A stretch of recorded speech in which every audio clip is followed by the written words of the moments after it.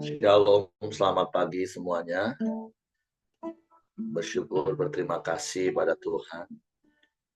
Kalau pagi hari ini kita boleh bangun lagi dengan tubuh yang diberkati, dengan kekuatan kesehatan yang baru, dan kita boleh bersama-sama lagi datang menghadiri tahta kasih karunia Tuhan, untuk menaikkan pujian, syukur, penyembahan kita bagi Tuhan. Tuhan baik, sungguh baik, sangat baik dan amat baik dalam hidup kita. Bapa, kami bersyukur, kami berterima kasih kepadamu pagi hari ini buat penyertaan-Mu yang sempurna dalam hidup kami, buat pemeliharaan-Mu yang ajaib yang Kau nyatakan dalam hidup kami, sehingga kami tak takut, kami tak gentar menjalani hari-hari kami, sebab Engkau beserta dengan kami. Sebab itu pagi hari ini kami datang kepada dengan hati yang bersyukur, dengan mulut yang penuh dengan pujian akan Engkau,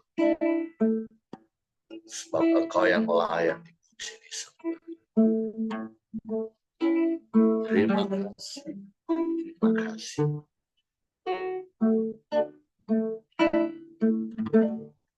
Bapakku datang menyembah di sini. Ku percaya Kau ada diriku. Bapa, kami datang menyembah. Bapakku datang menyembah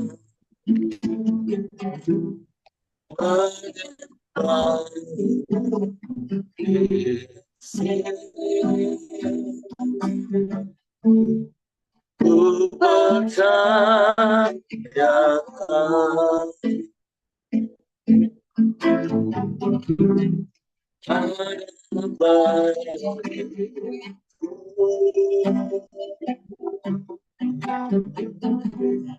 Tak sanggup takut, tak setakut, tak sanggup bimbang dari dalamku, tak sanggup cemas.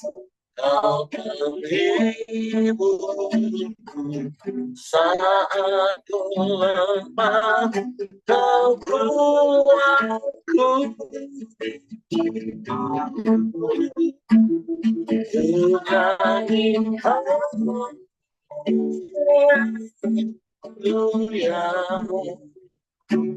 ku nyanyi haleluya.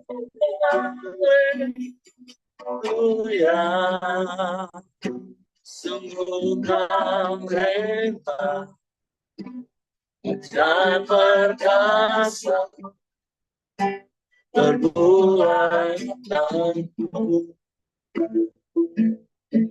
dalam hidupku.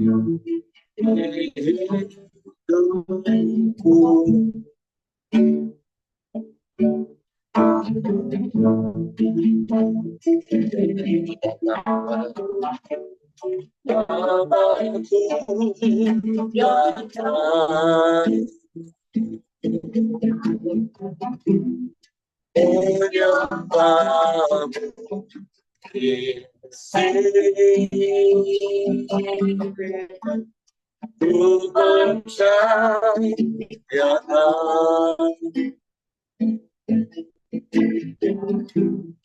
ada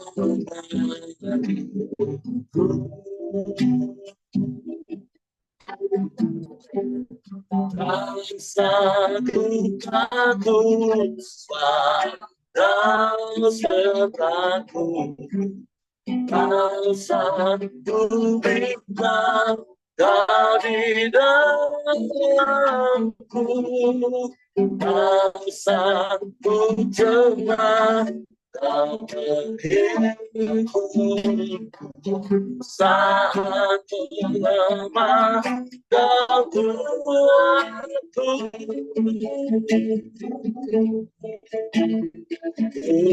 Nyanyi haleluya,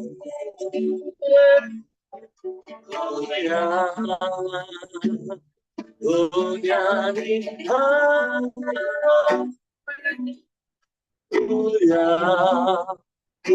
sungguh kau hebat, ajaib perkasa, berbuat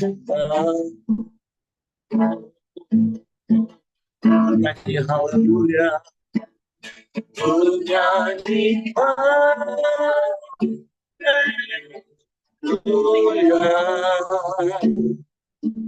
nyanyi haleluya,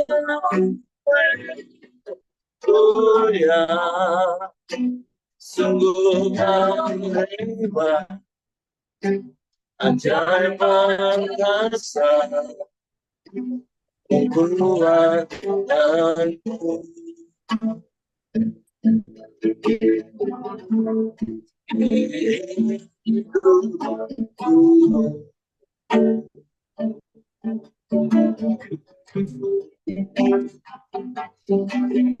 kau hebat di hidup kami, kau dahsyat dalam hidup kami.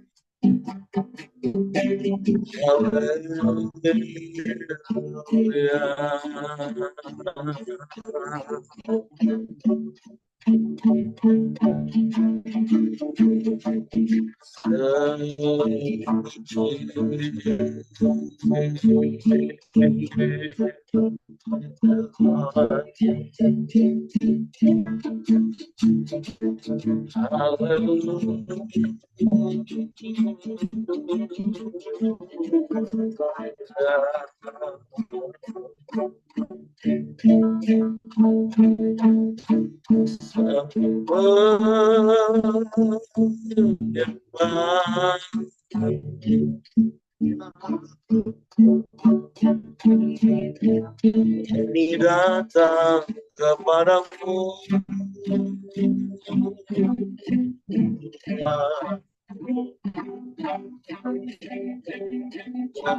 hati bersyukur,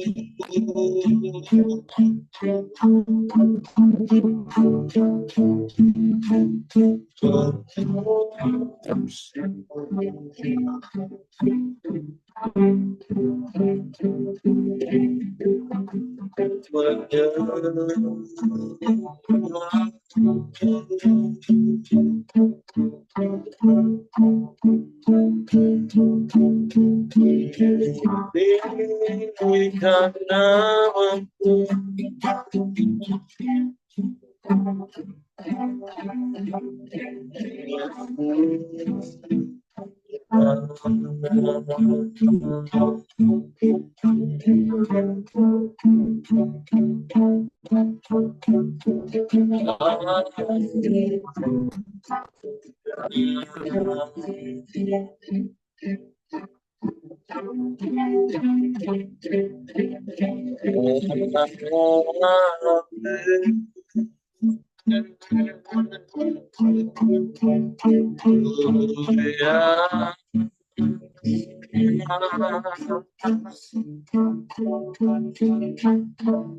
terpujilah namamu,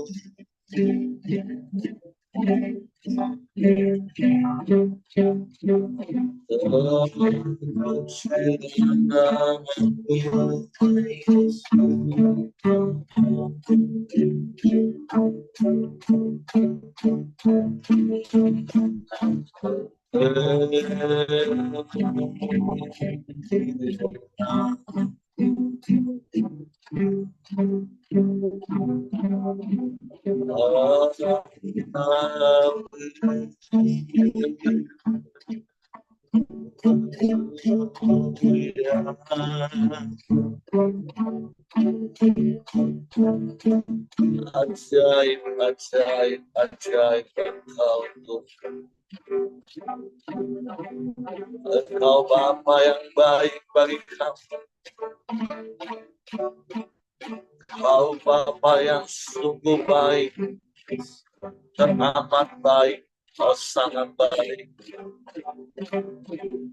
Engkau Bapa yang selalu baik. Engkau Bapa yang selamanya baik bagi kami. Tiada yang seperti-Mu, tiada yang lain, hanya Engkau. Satu-satunya penolongnya.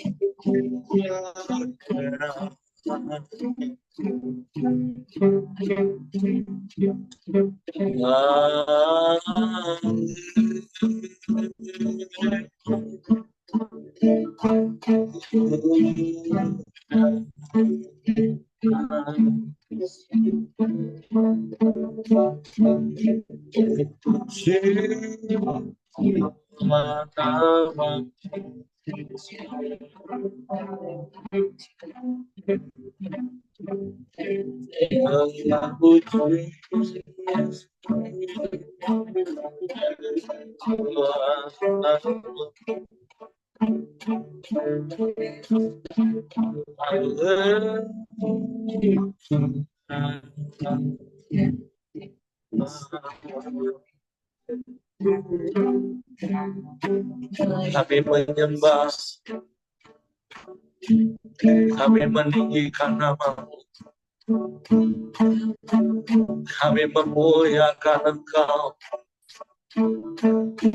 sebab Engkau yang layak dipuji, disembah, ditinggikan, diagungkan, dimuliakan selamanya. Haleluya.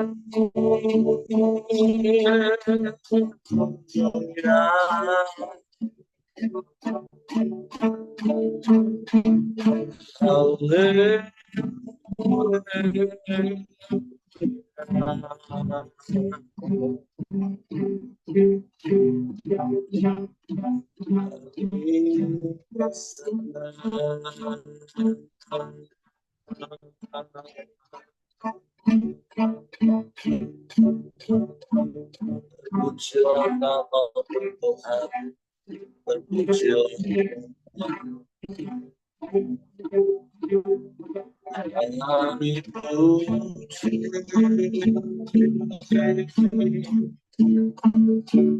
kami sembah,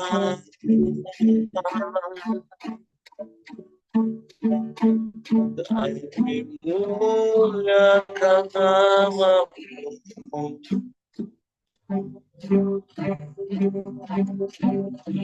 Yesus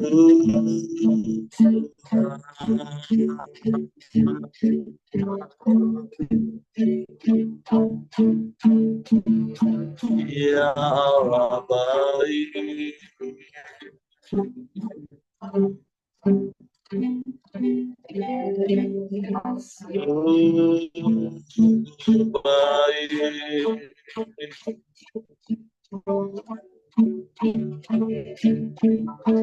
teramat baik Engkau,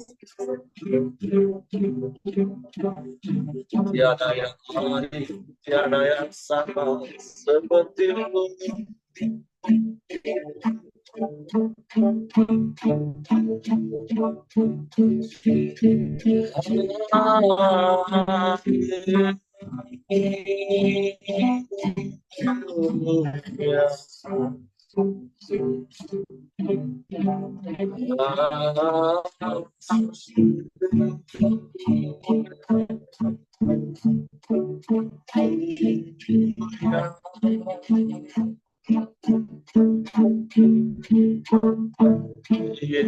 Allah baik,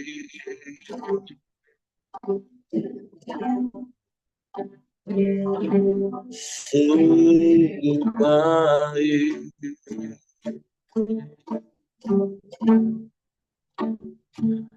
Kami tak takut, kami tak gentar, sebab Engkau beserta kami.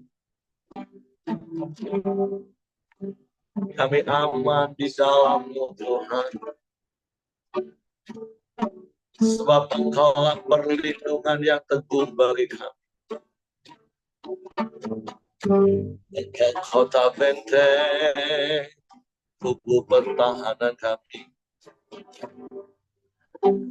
Engkau perisai bagi kami.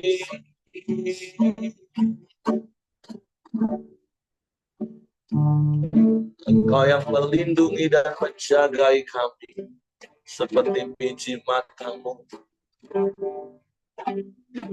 Sungguh kami aman di dalam-Mu. Sekalipun badai bergelora, bahkan badai menerpa, kami tetap tinggal tenang di dalam-Mu. Sebab kerajaan-Mu tak tergoncangkan. Kami bersyukur, kami bersyukur. Terima kasih, terima kasih.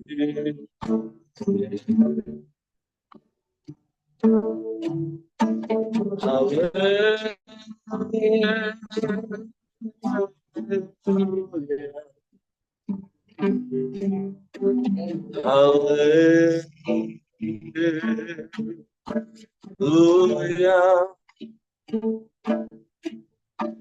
Terpujilah nama-Mu, terpujilah nama-Mu.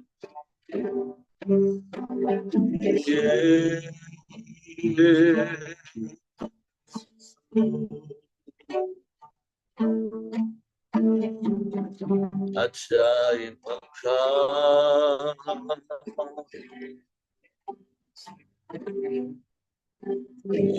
ajaib Engkau.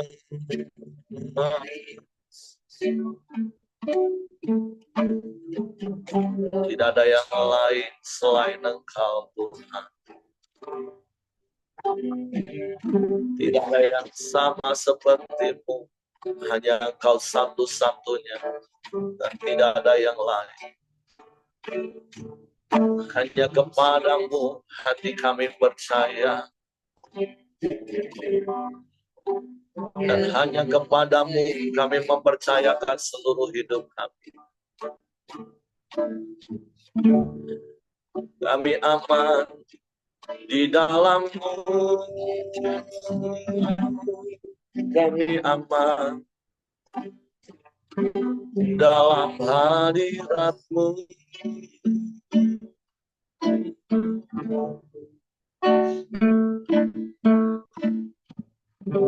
Haleluya, haleluya.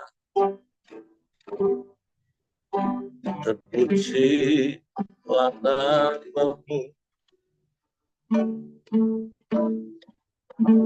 terpujilah nama-Mu, terpujilah nama-Mu.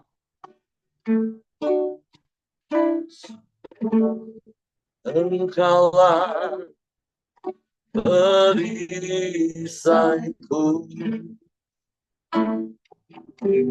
sabar dan hidup menepatku. Janji-Mu di dalamku, tenangkan jiwaku, tenangkan jiwaku. Ku berdiri di tengah badai dengan kekuatan yang Kau berikan. Sampai kapanpun Tuhan bertahan, karena Yesus selalu menolong hidupku.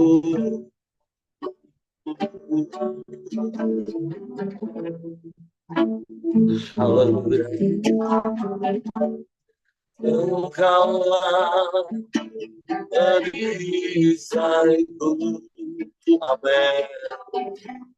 Sabana itu menepati firman-Mu, firman-Mu di dalam segarkan jiwa, segarkan jiwaku. Bukan bertahan, bukan bertahan dalam tekanan, dengan kekuatan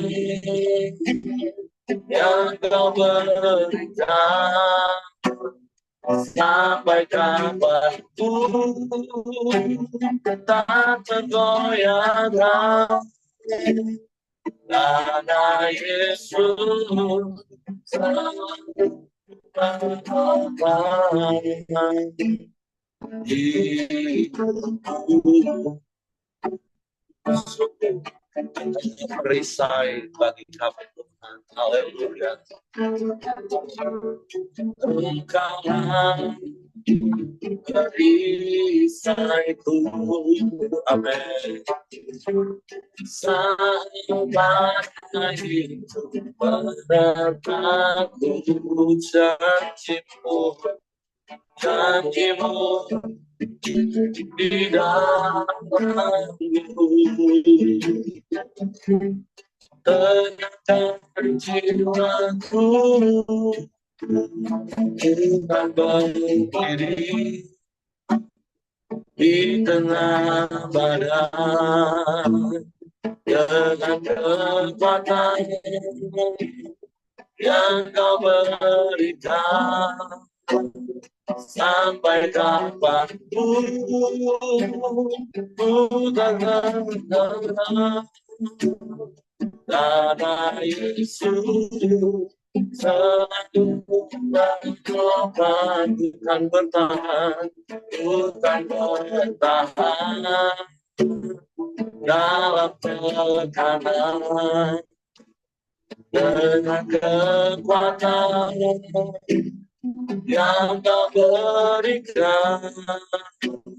Sampai kapanpun tak tergoyahkan, karena Yesus selalu menolong. Karena Yesus, karena Yesus selalu ya, hanya karena Yesus, karena Yesus selalu menolong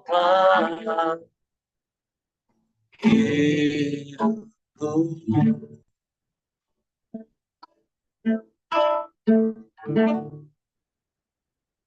Engkau yang selalu menopang hidup kami. Engkau yang selalu menjaga hidup. Engkau yang tidak pernah meninggalkan dan membiarkan kami. Engkau yang selalu ada bagi kami. Kami bersyukur kepadamu. Kami berterima kasih kepadamu. Sebab Engkau baik. Engkau sungguh baik. Engkau sangat baik bagi kami. Tidak ada Allah lain selain Engkau. Sebab kami mau terus tinggal di dalam-Mu dan firman-Mu di dalam kami. Sehingga hati kami tenang. Sebab janji-Mu ya dan amin. Firman-Mu terus menyegarkan hidup kami. Waktu pagi hari ini kami siapkan hati kami ke firman. Roh Kudus, tolong kami untuk mengerti dan memahami firman. Dan kami percaya firman. Dan kami melakukannya dalam hidup kami. Dalam nama Yesus, kami sambut firman. Haleluya. Amin. Oke, silakan Heng. Ya, terima kasih Bapak-Bapak dan Ibu-Ibu. Hari ini renungan kita di Daniel 5, saya bacakan. Tulisan di dinding. Ayat 1, Raja Belsyazar mengadakan perjamuan yang besar untuk para pembesarnya. 1.000 orang jumlahnya, dan di hadapan 1.000 orang itu ia meminum anggur. Dalam kemabukan anggur, Belsyazar memintakan orang membawa perkakas dari emas dan perak yang telah diambil oleh Nebukadnezar ayahnya dari dalam bait suci di Yerusalem, supaya raja dan para pembesarnya, para istri dan para gundik mereka minum dari perkakas itu. Kemudian dibawalah perkakas dari emas dan perak itu yang diambil dari dalam bait suci, rumah Allah di Yerusalem. Lalu raja dan para pembesarnya, para istri dan para gundik mereka minum dari perkakas itu. Mereka minum anggur dan memuji-muji dewa-dewa dari emas dan perak, tembaga, besi, kayu, dan batu. Pada waktu itu juga tampaklah jari-jari tangan manusia menulis pada kapur dinding istana raja. Di depan kaki dia, dan raja melihat punggung tangan yang sedang menulis itu. Lalu raja menjadi pucat dan pikirannya menggelisah. Menggelisahkan dia. Sendi-sendi pengkal pahanya menjadi lemas dan lututnya berantukan. Kemudian berseru raja dengan keras supaya para ahli jampi, para kasdim, dan para ahli nujum dibawa menghadap. Berkatalah raja kepada para orang yang bijaksana di Babel itu, setiap orang yang dapat membaca tulisan ini dan dapat memberitahukan maknanya kepadaku, kepadanya akan dikenankan pakaian dari kain ungu dan lehernya akan dikalungkan rantai emas, dan di dalam kerajaanku ia akan mempunyai kekuasaan sebagai orang ketiga. Sampai di sini dulu ya teman-teman, di mana pada saat itu Belsyazar adalah keturunan dari Nebukadnezar yang menjadi raja pada saat itu, dan dia adalah salah satu raja yang terakhir di negeri Babel, dan dia berkuasa selama kurang lebih 14 tahun. Nah, pada saat itu dia mengadakan pesta perjamuan, dia mengundang para pembesar-pembesarnya, kurang lebih ada 1.000 orang untuk pesta. Dalam kemabukannya, dia memerintahkan kepada anggotanya untuk membawa perkakas emas perak yang diambil oleh leluhurnya, yaitu Nebukadnezar, dari bait suci, supaya perkakas untuk minum, makan, untuk dipergunakan pada acara pesta itu. Dan kita tahu ya, kalau perkakas dari bait suci itu adalah barang-barang yang dikuduskan, di mana barang-barang itu yang untuk menghadirkan Allah pada saat itu, dan juga pertemuan antara bangsa Israel dengan Allah. Jadi barang-barang itu adalah barang-barang kudus yang dikuduskan, dan mereka pakai untuk pesta pora pada saat itu. Dan kita melihat juga pada saat itu juga tiba-tiba raja itu melihat ada jari tangan manusia yang menulis di dinding gitu. Nah, dan dia melihat sangat jelas sekali, bahkan membuat hatinya sangat gelisah. Bahkan dia menyuruh orang-orang mengartikan apa sih arti tulisan daripada tulisan yang ditulis oleh tangan di dinding itu. Jadi saya teruskan lagi ya.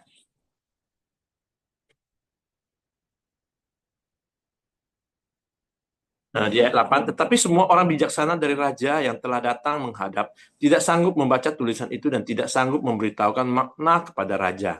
Sesudah itu sangatlah cemas hati Raja Belsyazar dan ia menjadi pucat. Juga para pembesarnya terperanjat. Karena perkataan raja dan para pembesar itu, masuklah pemaisuri ke dalam ruang perjamuan. Berkatalah ia, ya raja, kekalah hiduplah tuanku. Janganlah pikir-pikiran Tuhan menggelisah tuanku. Janganlah menjadi pucat. Sebab di dalam kerajaan tuanku ada seorang yang penuh dengan roh para dewa yang kudus. Dalam zaman ayah tuanku, terdapat pada orang itu kecerahan, akal budi, dan hikmat yang seperti hikmat para dewa. Ia telah diangkat oleh Raja Nebukadnezar, ayah tuanku, menjadi kepala orang-orang berilmu, para ahli jampi, para kasdim, dan para ahli nujum. Karena pada orang itu terdapat roh yang luar biasa, dan pengetahuan dan akal budi sehingga dapat menerangkan mimpi, menyingkapkan hal-hal yang tersembunyi dan menguraikan kekusutan, yaitu pada Daniel yang dinamai Belshazzar oleh raja. Baiklah, sekarang Daniel dipanggil dan ia akan memberitahukan maknanya. Lalu dibawalah Daniel menghadap raja, bertanyalah raja kepada Daniel, engkaukah Daniel itu salah seorang buangan yang telah diangkut oleh raja ayahku dari tanah Yehuda? Telah ku dengar tentang engkau, bahwa engkau penuh dengan roh para dewa, dan bahwa padamu terdapat kecerahan, akal budi, dan hikmat yang luar biasa. Kepadaku telah dibawa orang-orang bijaksana, para ahli jampi, supaya mereka membaca tulisan ini dan memberitahukan makna kepadaku, tetapi mereka tidak sanggup mengatakan makna perkataan itu. Tetapi telah kudengar tentang engkau, bahwa engkau dapat memberikan makna dan dapat menguraikan kekusutan. Oleh sebab itu, jika engkau dapat membaca tulisan itu dan dapat memberitahukan makna kepadaku, maka kepadamu akan dikenangkan pakaian dari kain ungun, dan pada lehermu akan dikalungkan rantai emas, dan di dalam kerajaan ini engkau akan mempunyai kekuasaan sebagai orang ketiga. Kemudian Daniel menjawab raja, tahanlah hadiah tuanku, berikanlah pemberian tuanku kepada orang lain. Namun demikian aku akan membaca tulisan itu bagi raja dan memberitahukan makna kepada tuanku. Sampai sini dulu ya. Di sini Daniel dikenal adalah orang yang penuh hikmat dan bijaksana. Dan juga dia menjaga hikmat yang dari Tuhan sampai kepada raja-raja yang berikutnya. Dan juga dia, di sini kita lihat di ayat 17 ya, kemudian Daniel menjawab, tahanlah hadiah tuanku, berikanlah pemberian tuanku kepada orang lain. Namun demikian aku akan membacakan tulisan itu bagi raja dan memberitahukan makna kepada tuanku. Di sini di ayat 17 ini Daniel tetap mempertahankan bagaimana hidupnya tidak selalu berkenan kepada Tuhan dan tidak mau berkompromi dengan dosa atau hidup tergiur dengan hal-hal duniawi. Makanya kehidupan Daniel itu masih terus dipenuhi hikmat daripada Tuhan. Dan juga hidup di dalam kekudusan. Dan dia menjaga hidupnya dari hal-hal yang bisa membawa dia jauh daripada hubungannya dengan Tuhan. Yaitu ayat 18 saya bacakan. Ya Tuanku Raja yang maha tinggi telah memberikan kekuasaan sebagai Raja, kebesaran, kemuliaan, dan keluhuran kepada Nebukadnezar ayah tuanku. Dan oleh karena kebesaran yang telah diberikannya kepadanya itu, maka takut dan gentarlah terhadap dia orang-orang dari segala bangsa, suku bangsa dan bahasa. Dibunuhnyalah siapa yang dikehendakinya dan dibiarkan hidup siapa yang dikehendakinya. Ditinggikannya siapa yang dikehendakinya dan direndahkannya siapa yang akan dikehendakinya. Nah, di ayat 19 ini ya, kita sudah membaca Daniel 4 kemarin ya, di mana kita melihat Nebukadnezar itu meninggikan diri dan direndahkan Tuhan. Dan juga pada saat itu, kita baca sampai terakhir, Nebukadnezar memang mengalami apa yang direndahkan Tuhan, tapi dia bertobat. Akhirnya dia dipulihkan. Saya teruskan di ayat 20. Tetapi ia menjadi tinggi hati dan keras kepala sehingga berlaku terlalu angkuh, maka ia dijatuhkan dari tahta kerajaan dan kemuliaan diambil daripadanya. Ia dihalau dari antara manusia dan hatinya menjadi sama seperti hati binatang, dan tempat tinggalnya di antara keledai hutan. Kepadanya diberikan makan rumput seperti seperti kepada lembu dan tubuhnya basah oleh embun dari langit sampai ia mengakui bahwa Allah yang Maha Tinggi berkuasa atas kerajaan manusia dan mengangkat siapa yang dikehendakinya untuk kedudukan itu. Tetapi tuanku Belsajar anaknya tidak merendahkan diri walaupun tuanku mengetahui semuanya itu. Nah, di sini dengan jelas ya firman Tuhan mengatakan bahwa Raja Belsajar ini tidak merendahkan diri. Walaupun tuanku mengetahui semuanya itu. Walaupun dia sudah melihat kejadian pada Daniel 4 itu, bagaimana Nebukadnezar telah melewati direndahkan Tuhan pada saat itu. Yaitu ayat 23, Tuanku meninggikan diri terhadap yang berkuasa di sorga. Pekakas dari baitnya dibawa orang kepada tuanku. Lalu tuanku beserta para pembesar tuanku, para istri dan para gundik tuanku telah minum anggur dari perkakas itu. Tuanku telah memuji-muji dewa-dewa dari perak, dari emas, dari pekakas besi kayu dan batu yang tidak dapat melihat atau mendengar atau mengetahui, dan tidak tuanku muliakan Allah yang menggenggam napas tuanku dan menentukan segala jalan tuanku. Sebab itu ia menyuruh punggung tangan itu dan dituliskannya tulisan ini. Maka inilah tulisan yang tertulis itu. Mene mene tekel ufarsin. Dan inilah makna perkataan itu. Mene, masa pemerintah tuanku dihitung oleh Allah dan telah diakhiri. Tekel, tuanku ditimbang dengan neraca dan didapati terlalu ringan. Peres, kerajaan tuanku dipecah dan diberikan kepada orang Median dan Persia. Lalu, atas tinta Belzazar dikenakanlah kepada Daniel pakaian dari kain ungu, dan pada lehernya dikalungkanlah rantai emas. Dan dimaklumkanlah tentang dia bahwa di dalam kerajaan ini ia akan mempunyai kekuasaan sebagai orang ketiga. Pada malam itu juga terbunuhlah Belsajar, raja orang Kasdim itu. Jadi sampai di sini ya kita tahu ya bahwa kenapa tulisan itu bisa ada, karena pada saat itu raja tuh mengambil barang perkakas dari bait suci untuk melakukan pesta pora, untuk memakainya dengan hal-hal yang tidak wajar atau tidak menghargai barang-barang yang telah dikuduskan Tuhan. Jadi yang saya dapatkan dari perenungan pagi hari ini yaitu janganlah kita merendahkan Allah.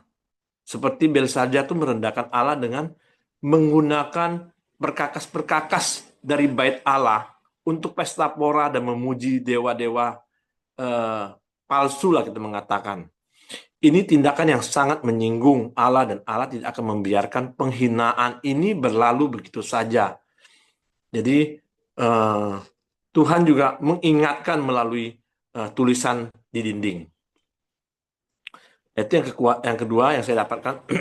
Kekuasaan itu tidaklah abadi ya. Biasa saja tuh mungkin pada saat itu menjadi raja karena ia merasa kekuasaannya adalah raja yang sangat tinggi ya. Tetapi ia lupa bahwa kekuasaan itu berasal dari Allah, dan Allah tuh bisa mencabut kapan saja kalau Allah berdaulat dalam segala sesuatu, termasuk atas kerajaan dan penguasaannya gitu. Di sini tadi juga ada diceritakannya, Allah tuh bisa memberhentikan atau mencabut kekuasaan yang tidak abadi. Itu yang saya dapatkan itu kesombongan. Kesombongan itu adalah dosa yang seringkali membawa kehancuran. Belsajar ini terlalu tinggi hati dan sombong. Ia membayar harga dengan akhirnya dengan nyawanya, dan dia pun meninggal ya di akhirnya ya. Jadi yang harus kita contohi yaitu Daniel ya. Daniel itu terus menjadi orang yang bijaksana, penuh hikmat, dan juga ia mampu menafsirkan tulisan yang ada di dinding itu ya. Yaitu karena hidupnya itu selalu berkenan kepada Tuhan. Makanya dia bisa sepanjang waktu dan sepanjang masa dia terus dipenuhi dengan hikmat.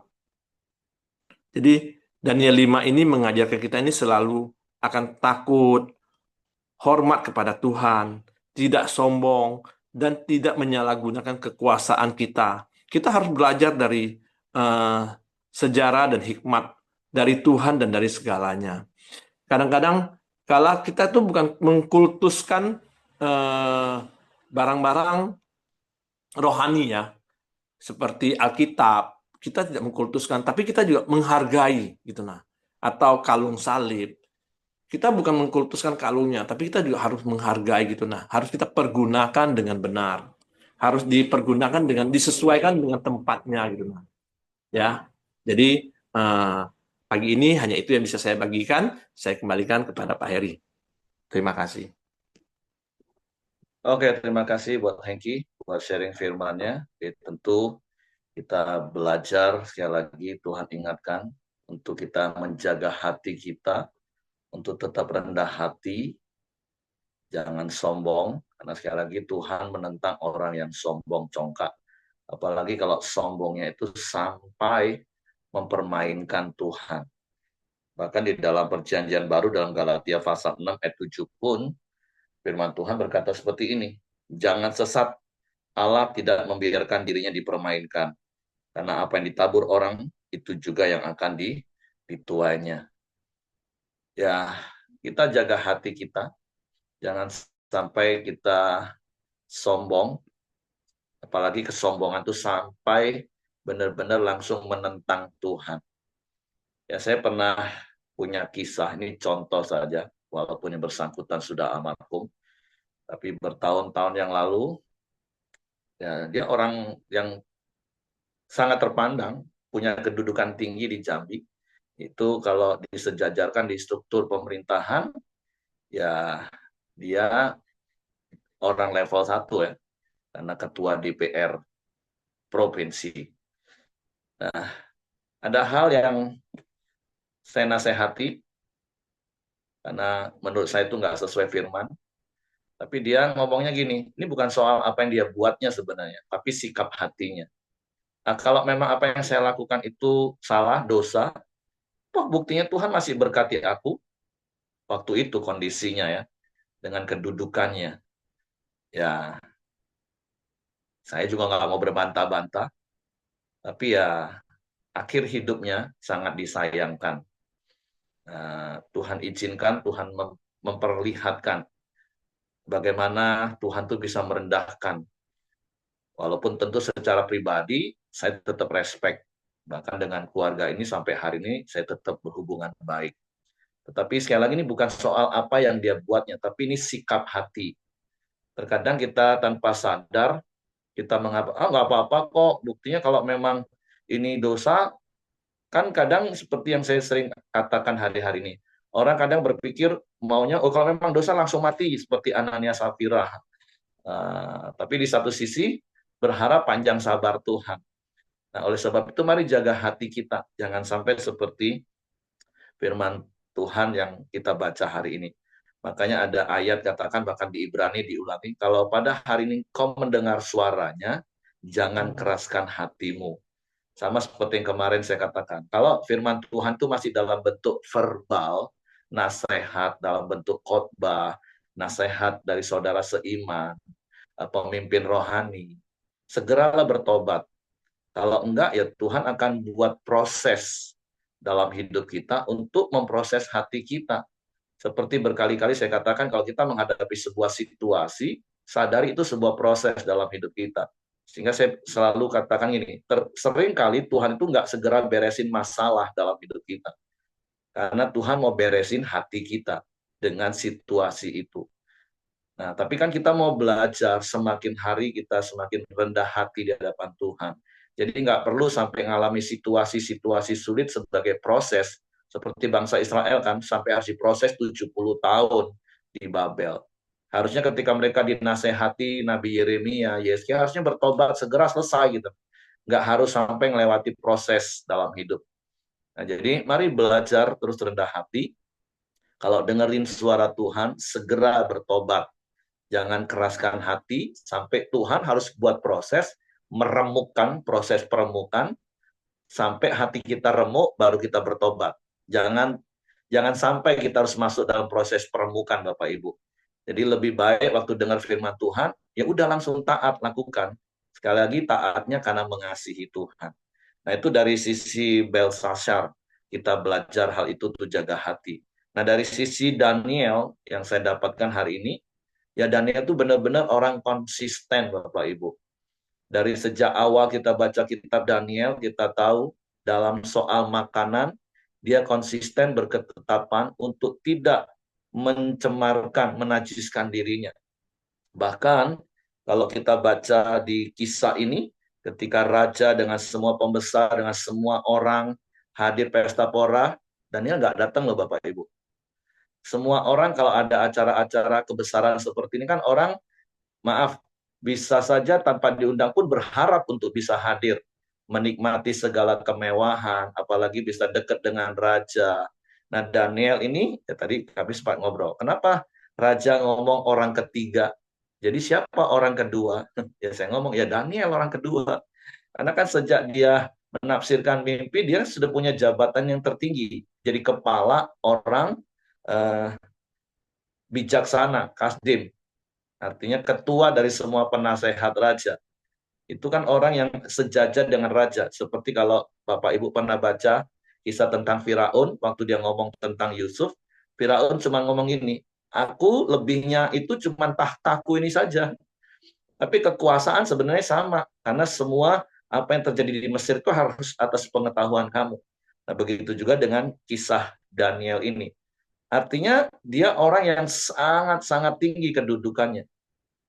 Tapi saat dia sudah ada di posisi paling tinggi pun di puncak karirnya, sikap hatinya, konsistensinya, ketetapan hatinya, itu nggak pernah berubah Bapak Ibu.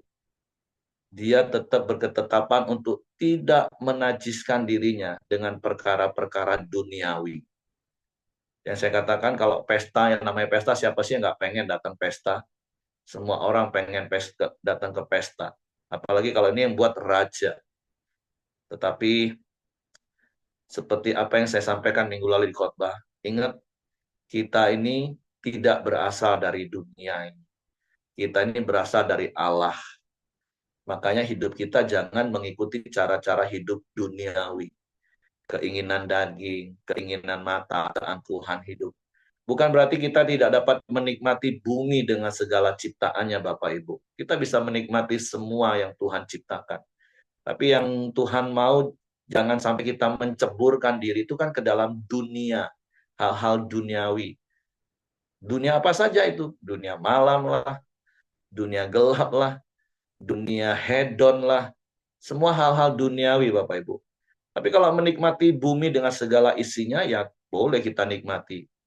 Makan, minum, healing, menikmati semua keindahan bumi ini. Silahkan Bapak Ibu. Karena memang Tuhan sediakan itu semua untuk kita nikmati. Tapi jangan sampai hati kita terikat pada hal-hal duniawi. Karena kita bukan dari dunia ini. Dunia kejahatan itu maksudnya. Dunia kegelapan itu. Karena kita sudah diangkat dari kegelapan kepada terangnya yang ajaib. Dan kita belajar dari Daniel. Dia ada di dalam kerajaan itu. Bahkan dia ada di struktur kerajaan itu. Tapi dia tidak pernah mencemarkan diri dengan kecemaran kerajaan itu, Bapak Ibu. Itu konsistensi yang kita perlu belajar. Mulai dari hal-hal yang sederhana sampai hal-hal yang esensi, yang prinsip menurut kerajaan Nebukadnezar yang sudah diteruskan oleh Belshazzar ini, Bapak Ibu. Karena kalau raja yang undang harusnya semua datang loh. Maka nanti kita baca di pasal yang ke-6 lanjutannya. Bagaimana orang-orang berusaha menjebak Daniel karena hal itu. Memang untuk mempertahankan iman itu ada harga yang harus kita bayar. Ada seorang anak Tuhan yang selalu ngomong gini, iya, kalau kita mau hidup sungguh-sungguh dalam Tuhan tuh rasanya sepi dunia kita. Padahal dia punya uang banyak, saya tahu persis. Dia punya, mau buat apapun, dia bisa. Dan seperti kalau di camp pria kan Pak Ishak lu sering ngomong, pria itu kalau nggak punya apa-apa, pegangan Tuhan kuat-kuat. Tapi kalau sudah punya segala sesuatu, punya banyak uang, semua mau dipegang. Tapi ketika dia berprinsip, berpegang teguh untuk hidup takut akan Tuhan, dia selalu ngomong, terkadang rasanya sepi hidup sungguh-sungguh dalam Tuhan ini.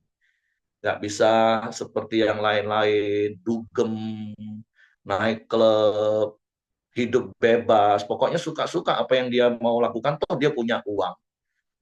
Nah, tapi kita belajar lagi dari Daniel hari ini. Punya ketetapan hati untuk tidak mencemarkan diri dengan perkara-perkara duniawi. Hal-hal yang tidak berkenan kepada Allah. Keinginan daging, keinginan mata, keangkuhan itu. Tapi bukan berarti sekali lagi hidup kita nggak nikmat. Karena sekali lagi ketika kita hidup mempertahankan kelakuan kita bersih, kata firman Tuhan, justru kita hidup di dalam kerajaan Allah. Dan apa itu kerajaan Allah? Paulus kepada jemaat Roma menulis dengan jelas. Kerajaan Allah itu bicara tentang damai sejahtera, sukacita, kebenaran. Kepada jemaat Korintus, Paulus katakan kerajaan Allah itu bicara tentang kuasa. Bukankah ini yang dicari oleh semua orang, Bapak Ibu? Hidup penuh damai sejahtera, hidup penuh sukacita, hidup di dalam kebenaran, mengalami kuasa Tuhan. Dan sekali lagi, itu tidak ditentukan banyak atau tidak ada uang. Hal-hal materi itu nggak menentukan, Bapak Ibu. Karena semua harus bersumber dari dalam. Damai sejahtera itu dari dalam. Tuhan yang ada, yang adalah Raja Damai itu ada dalam hidup kita. Itu yang harus membuat kita bisa damai sejahtera. Walaupun sekali lagi, bukan berarti kita tidak boleh menikmati bumi dengan segala isinya. Jadi dibedakan Bapak Ibu ya, bumi dengan segala isinya, dengan dunia, hal-hal duniawi tadi. Jadi mari nikmati hidup Bapak Ibu di dalam Tuhan, menikmati damai sejahtera yang tidak ditentukan oleh keadaan yang terjadi, menikmati sukacita di dalam Tuhan yang tidak ditentukan oleh apa yang sedang kita alami, hidup di dalam kebenaran dan mengalami kuasa Tuhan. Seperti Daniel, mari terus berkomitmen untuk konsisten dan konsisten melakukan komitmen kita. Sekali Yesus tetap Yesus, karena firman Tuhan katakan dalam kitab Wahyu, biarlah orang benar semakin benar, orang kudus semakin kudus, dan itu menjadi bagian kita. Karena orang yang jahat akan semakin jahat hari-hari ini, orang yang cemar akan semakin cemar hari-hari ini. Dan firman Tuhan katakan kita nggak boleh berdiri di dua sisi itu, suam-suam. Nggak bisa Bapak Ibu. Kalau mau sungguh-sungguh sama Tuhan, ya sungguh-sungguhlah sampai akhir. Walaupun sekali lagi saya katakan di dalam kesungguhan kita dalam Tuhan, engkau justru akan menikmati damai sejahtera yang sejati itu. Engkau akan menikmati sukacita yang sejati itu. Engkau akan menikmati kebenaran dan kuasa Tuhan. Oke, itu saja yang saya tambahkan. Terima kasih. Saya serahkan kepada Johnny. Ya, salam semua. Kita masuk dalam doa kita pagi hari ini. Bapak terima kasih, kami bersyukur Tuhan pagi hari ini.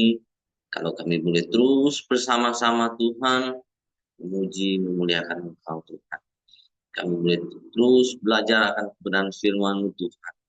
Di pagi hari ini, belajar kehidupan Daniel Tuhan, selalu hidup berpegang teguh pada janji dan kebenaran firman-Mu. Dan terus menjaga dirinya Tuhan. Hidup rendah hati di hadapan-Mu dan menjaga kekudusan Tuhan. Yang tidak tergiur oleh kekuasaan atau apapun juga Tuhan. Terima kasih Tuhan Yesus, kebenaran firman-Mu terus mengajari kami Tuhan. Terima kasih Bapa, Engkau juga berkati hamba-Mu Engki Tuhan yang sudah menyampaikan kebenaran firman-Mu. Terus pakai Engkau Engki terus dalam setiap kehidupannya Tuhan. Terus dia menjadi berkat dimanapun dia berada Tuhan. Engkau berkati Engki, istri dan anak-anaknya Tuhan. Terima kasih juga Tuhan Yesus. Berkati kami semua yang sudah mendengarkan kebenaran firman-Mu. Biarlah kami terus hidup dalam kebenaran firman-Mu. Sehingga lewat kehidupan kami, orang-orang boleh mengenal Engkau Tuhan. Pak, terima kasih. Pagi hari ini juga kami terus berdoa buat Dorcas Tuhan. Terus memberkati Ibu Dorcas. Terus memulihkan kesehatannya Tuhan. Kuasa penyertaan-Mu menyertai Ibu Dorcas Tuhan. Sehingga hidupnya Tuhan, dia terus boleh menjadi berkat bagi banyak orang. Terima kasih ya Bapak. Pagi hari ini juga kami terus berdoa buat bangsa dan negara kami Indonesia. Kau berkati, Kau berikan keamanan dan kesejahteraan-Mu buat bangsa dan negara kami Indonesia, Tuhan. Kau juga berkati para pemimpin-pemimpin bangsa kami, Tuhan. Mulai dari presiden, para menteri dan stafnya, Tuhan. Gubernur, bupati, dan wali kota, dan seluruh jajarannya, Tuhan. Engkau menaruhkan mereka roh hikmat, Tuhan, dalam memimpin bangsa kami yang besar ini, Tuhan. Terima kasih juga Tuhan Yesus. Kami juga bersyukur buat hasil bumi dan hasil alam yang melimpah yang Kau sediakan buat negara kami. Biar itu semua boleh dikelola untuk kesejahteraan rakyat Indonesia. Pak, terima kasih.